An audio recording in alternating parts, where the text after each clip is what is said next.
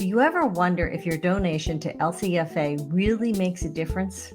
Well, today on our Hope with Answers podcast, we are going to hear from a researcher whose very early studies in immunotherapy led not only to changes for lung cancer, but also for all cancers. And that's all because of you. I'm Diane Mulligan.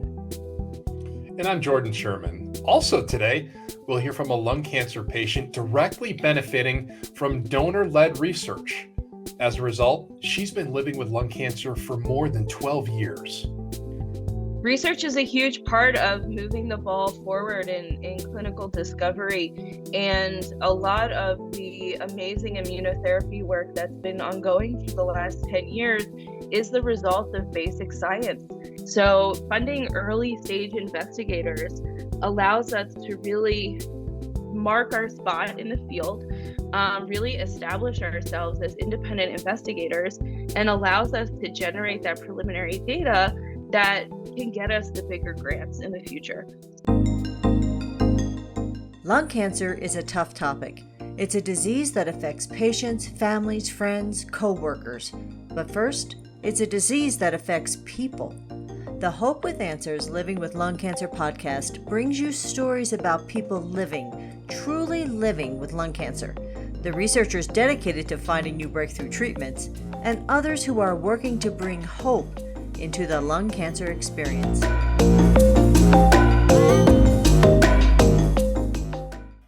We are joined today by Dr. Kellie Smith, Associate Professor of Oncology at the Bloomberg Kimmel Institute for Cancer Immunotherapy at Johns Hopkins. You know, Dr. Smith is the recipient of 2 Lung Cancer Foundation of America Young Investigator grants, and her lab in Baltimore focuses on immunotherapies to help those living with lung cancer. Dr. Smith, thank you so much for joining us. Your current work, thanks to donors and research grants, could have a major impact on patients in early stage disease. Tell us more about what you're working on right now. It's actually a very exciting time for research in the early stage lung cancer setting. Traditionally, new therapies were only available for patients with advanced or metastatic disease. But now what we're seeing is that newer treatments like immunotherapy are, as of a year ago, now approved as standard of care for the treatment of early stage lung cancer as well.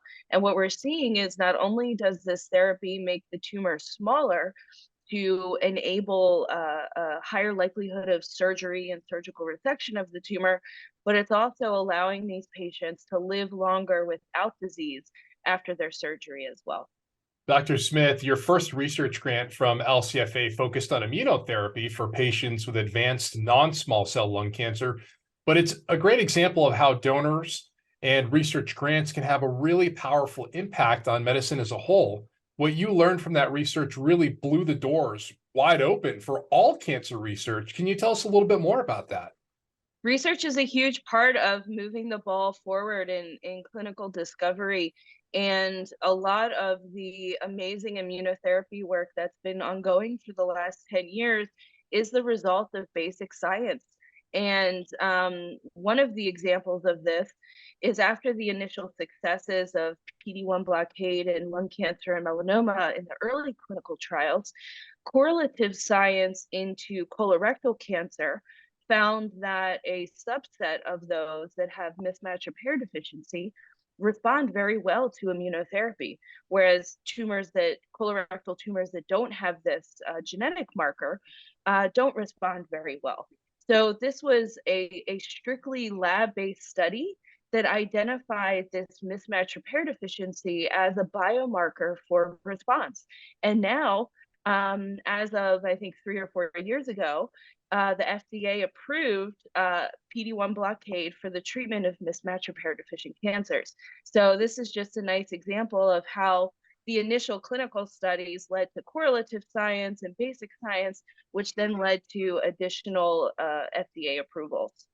That is fantastic. And it's wonderful to see how what you're doing and the grant research that you started with has really impacted probably tens, if not hundreds of thousands of people. It's just amazing. And of course, we're talking about immunotherapy, where the body basically recognizes the cancer and then goes to fight it. Another word we used a little while ago was metastatic, and that's where the cancer actually goes to different parts of the body from where it originally started. Is that right? Am I putting that the That's right way? correct. Okay. Yep. So is it fair to say that research really led to the immunotherapy and then led to better management of the other cancers? Do you think that's a fair statement? I think that is a fair statement. Obviously, it's not linear. So there's a lot of things that happened on this road. There's a lot of side roads. There's a lot of dead end roads. There's a lot of bypasses. But basically, that's what happened. Is initial laboratory-based studies led to the first clinical trials in humans. We saw a positive signal in the clinic. And then by doing additional lab-based studies on the biospecimens from those trials, we're able to then extend the findings to other patients and other cancer types. Dr. Smith, it's crazy to think that it really wasn't that long ago that, the community looked at lung cancer as one disease. And, we know now that with all of the different research that's been ongoing over the years, we understand that there are a number of different types of lung cancer. So research has continued to lead to a better understanding of these different subsets of lung cancer and more focused treatments, hasn't it? That's absolutely right. And one would think that the initial appreciation of that fact would actually be kind of scary, right? Because instead of lung cancer, you now have a cancer for every single individual who comes into your clinic. So instead of one type of cancer, you have potentially millions of types of cancer, essentially. But what that has allowed us to do is start to bucket these tumor types according to different genetic and immunologic features that allow us to develop more targeted therapies that are specific for the patient's own tumor. So instead of giving a patient chemotherapy where we know they have a tumor type that is not going to respond very well to that, we can now develop better and less toxic treatments that are going to be specifically tailored for that patient's tumor. So we're very excited about this personalized medicine approach, which really can make the quality of life for patients so much better. You first started studying immunotherapy in people who had non-small cell lung cancer who were smokers, and now you're studying it in never smokers. And a lot of people, it's surprising to them that people who have never smoked can get lung cancer. But what I want you to do, if you would explain how funding for research has helped create these more targeted and effective treatments for patients. This is a great point, and it goes back to the previous question about every patient's lung cancer is unique, and not every lung cancer is going to be the result of smoking. And this is just a simple fact that we, as a community, and as humans living in the world, we need to better appreciate and better understand. And specifically, funding for basic science research has allowed us to make this distinction. So not only is within, patients with a history of smoking, are all of their tumors different, but tumors from patients without a history of smoking are very, very distinct in terms of their genetics, their immunology, everything is completely different. So allowing us to make this distinction is helping us to better tailor these therapies to tumors that might not respond as well to immunotherapy, like in the case of the patients who have never smoked, or tailor them to patients with a history of smoking where they have a better chance of responding to immunotherapy. Now, when you think of somebody being diagnosed with cancer, the first thing that I'm sure they think of is, oh my gosh, I need to get chemotherapy. That those two are kind of synonymous with one another. But and it does have its place with lung cancer treatment. But what I hear you saying is immunotherapy is kind of the smarter treatment, and we have research to thank for that. That's absolutely right, but I don't want to poo-poo chemotherapy. Immunotherapy, as a T-cell immunologist, I do want to say is smarter. But the approvals now for, especially for lung cancer, are for immunotherapy and chemotherapy combined.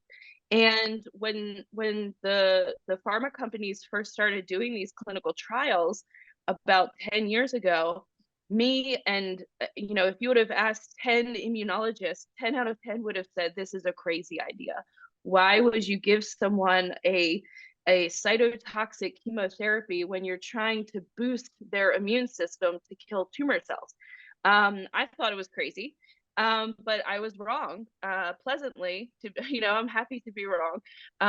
There actually is a synergistic effect of chemotherapy and immunotherapy, and right now we have no understanding of why that is. So that's also one of the goals of my research, is to understand why there is this synergy when you wouldn't expect there to be. No, I can tell how enthusiastic you are about all of this. And I think for the people that are listening, it's those donor dollars which really made the difference in getting everything started, because lung cancer just doesn't get the same funding as most of the major cancers, even though lung cancer is the most deadly cancer out there. So we have a lot to be excited about. There've been so many breakthroughs in the past 10 years. What do you think is coming? What are you excited about when you think about what's next in research for lung cancer? Yeah, one thing I want to reiterate to your point is lung cancer kills more people than breast, colorectal, and prostate cancers combined, yet it only receives 6% of federal research dollars dedicated to cancer research. 6%. So it is a significant public health problem, and it is a significantly underfunded problem. But the positive here is that through my grant with the LCFA, which was $200,000, I received 2 grants, so each one was $200,000. But for the first one I received, I've been able to leverage that into over $5 million of funding.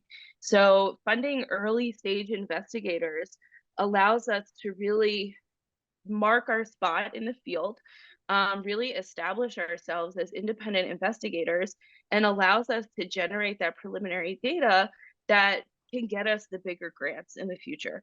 So I think that's really an important thing that LCFA does. And I think moving forward, the future really is the early stage investigators and really investing in them to make these big clinically relevant discoveries. Well, we can't wait to see what you do next. Thank you so much. Thank you so much for having me. We can easily see how research grants attract the top investigators to help us in the battle against lung cancer. And the result is tremendous advances in lung cancer care. It's incredible to see that the research has a very direct impact on people living with lung cancer, just like our next guest. She is a tireless advocate for lung cancer research and a true inspiration for others. Lung Cancer Foundation of America's Speaker Bureau member, Lisa Bonanno. Lisa, thank you so much for joining us. You've celebrated 11 years of living with lung cancer, but we've often heard you say that you celebrate the researchers. So tell us what you mean by that. Oh, absolutely. I mean, research is why I'm still here. I have a very rare form of lung cancer. It's driven by the ROS1 mutation. And when I was diagnosed, there weren't any drugs that were FDA approved for it at the time. And now there's 2, and there's several more in trials. And that's all because of these amazing researchers. And I'm so thankful for them that dedicate their life to this work. Now, this is an incredible stat here, but Lisa, statistically, you had a 2% chance of living 5 years when you were first diagnosed. Yeah. So it's not too far-fetched to say that advancements in research have helped save your life. Oh, they absolutely have. And like I said, with the new treatments that are around now, I have options now that weren't available, even 5 years ago, they weren't available. So research is most definitely the reason that I'm still alive today. And it's so interesting because, as you know better than anybody, cancer is just smart. And unfortunately, so many cancer treatments don't stay effective forever. And these cancers, they come back, they find a new way to attack your body. And so you're essentially waiting for the next advancement in research to really help you in this battle that you're waging against lung cancer. What does it mean to you when you hear that someone was willing to donate to lung cancer research? I think really, we all know that federal dollars for lung cancer research are pretty low. So we really depend on these private dollars. It doesn't matter how much money people are able to donate. The fact that they're willing to donate and care about this cause, because lung cancer will affect somebody you know in your lifetime. So I think it inspires me and gives me hope that because people care and because people are investing, that the research can continue. And like you said, our disease, I mean, cancer becomes so smart and works its way around these diseases. So at this time, we will always need another drug and another new treatment. And that's where I'm at right now, actually, is looking into my next treatment. And we need those dollars to be able to keep having that research. Yeah, research it's the common phrase here we've heard on this podcast. It's just so important. Do you see a possibility that lung cancer is maybe converted into a chronic disease or maybe even cured in the near future thanks to research? Well, I think we already are seeing it as a more chronic illness. Excuse me.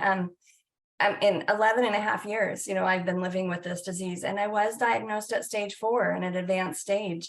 So, when I was diagnosed, you said those statistics, it was a very slim chance. Unfortunately, the majority of people weren't living past their first year of diagnosis.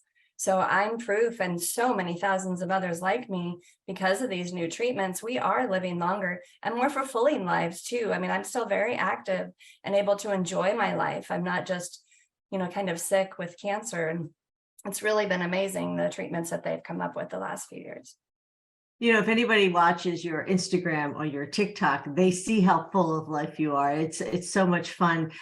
I'm wondering, though, you put your cancer journey on TikTok when you first started, and you had an amazing response. Did that surprise you? It did, actually. I didn't know a lot about TikTok. My 7-year-old niece was on it, so I thought it was a kid thing. But it's actually, there's a lot of great info on there and so many amazing creative content creators. And I really just thought maybe this is one more way to get my story out there, one more way to give somebody else hope or inspiration that's going through the same thing that I am. And I have followers from the lung cancer community, but also I connect with survivors of all different types of cancer on there, and we share our experiences and support each other. And it's really been another great, outlet for me to be able to hopefully let other people know, that you're not alone. And you do such a great job at telling your story. We always talk about this concept of living with lung cancer, and you do such an incredible job doing that, Lisa. And these are stories that even 5 years ago would have been a little bit more few and far between. Is that why you're working so hard as an advocate for lung cancer research? Absolutely. I really want to, like I said, I want to give others hope. It's such a horrible, devastating thing to hear that you have cancer, right? Any type of cancer, and especially if you have lung cancer, which is the most deadly. You feel alone, you feel isolated. I really just want to give other people hope that, we can still live a full life. And that's really what I do. Post the sadder sides, the harder days. I do have hard days. I have been on chemo for 5 years now, and not every day is easy. So I share that as well, but I try to really show living and what I get to do and enjoy my life because of what research has given me. You are the personification of hope. It's absolutely true. And I know you speak at conferences, you meet with congressional leaders, and you're interviewed by the media all the time. What is the one thing that you want to tell anyone who is considering donating to lung cancer research? I guess please don't ever think any donation is too small. I don't care if it's $1,000 or $20. As a collective and as a community, those dollars matter, and they all add up, and they are just helping to fuel future research.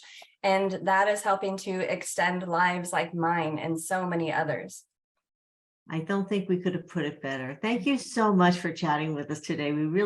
It's always such a joy every time we get to talk to you. Well, thank you. It's always my pleasure. I love visiting with Lisa Bonanno. She is such an inspiration and an example of someone who is thriving while living with lung cancer, thanks to donor-generated research. Lisa has provided so much hope for others living with lung cancer, Diane. And the research hurdles that Dr. Kellie Smith has overcome, thanks to those research grants, is truly remarkable. And if you're enjoying the Hope with Answers Living with Lung Cancer podcast, consider donating to help LCFA produce this resource for patients or anyone seeking answers, hope, and access to updated treatment information, scientific investigation, and clinical trials. Just text LCFA to 41444 to join in this critical fight. Make sure to subscribe to the Hope with Answers Living with Lung Cancer podcast. You'll be notified every time a new episode is available. So visit us online at lcfamerica.org, where you can find more information about the latest in lung cancer research, new treatments, and more. You can also join the conversation with LCFA on Facebook, Twitter, and Instagram.